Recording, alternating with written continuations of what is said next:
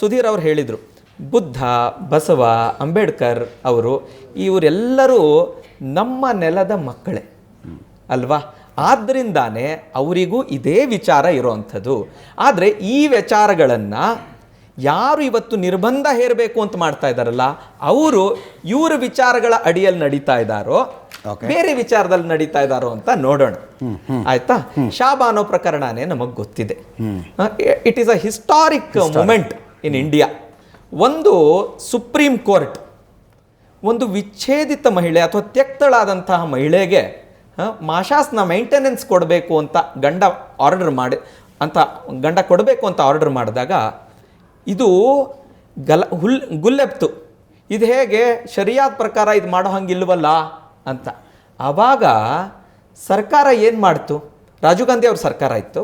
ಏನು ಮಾಡ್ತು ಅಂತಂದರೆ, ಇಲ್ಲ ಈ ಜಡ್ಜ್ಮೆಂಟನ್ನು ನಾವು ತಿರುಗಿಸ್ಬೇಕು ಅಂಥೇಳಿ ಒಂದು ಕಾನೂನೇ ತಗೊಂಡು ಬಂತು.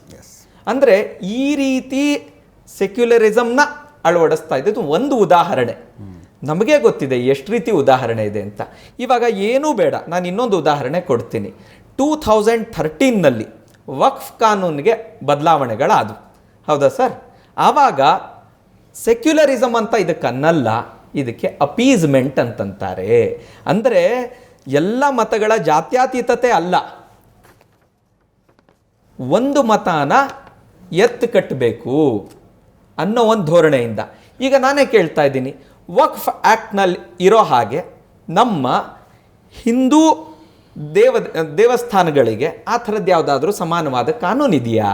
ಇಲ್ಲ. ಅವ್ರಿಗೆ ಕೊಡೋವಂಥ ಪ್ರಿವಿಲೇಜಸ್ಸು, ಅದಕ್ಕೆ ಕೊಟ್ಟಿರೋಂಥ ವಿಶೇಷ ಅಧಿಕಾರಿಗಳು, ವಕ್ಫ್ ಬೋರ್ಡ್ಗಿರ್ಬೋದು ಅಧಿಕಾರಗಳು ಇದಕ್ಕಿದೆಯಾ? ಅದರೊಳಗೆ ಏನು ಮಾಡ್ತಾರೆ ಗೊತ್ತಾ? ಒಂದು ಅಮೆಂಡ್ಮೆಂಟ್ ತುಂಬ ಸಿಂಪಲ್ಲಾಗಿ ಹೇಳಿಬಿಡ್ತೀನಿ. ಈಗ ಮೊದಲು ಸಿವಿಲ್ ಕೋರ್ಟ್ಗಳಿಗೆ ಅದರೊಳಗೆ ಪ್ರವೇಶನೇ ಇಲ್ಲ. ಅದನ್ನು ವಕ್ಫ್ ಟ್ರೈಬ್ಯುನಲ್, ವಕ್ಫ್ ಬೋರ್ಡು, ವಕ್ಫ್ ಟ್ರೈಬ್ಯುನಲ್ ನಿರ್ಣಯ ಮಾಡಬೇಕು. ಅಂದರೆ ಒಂದು ಆಸ್ತಿಯ ಜಗಳನ, ಒಂದು ಆಸ್ತಿಯ ತಗಾದೆನ ಒಂದು ಮತದವ್ರು ಮಾತ್ರ, ಅಂದರೆ ಒಂದೇ ಮತದ ಆಸ್ತಿ ಆಗಿದ್ರೆ ಅದು ಬೇರೆ.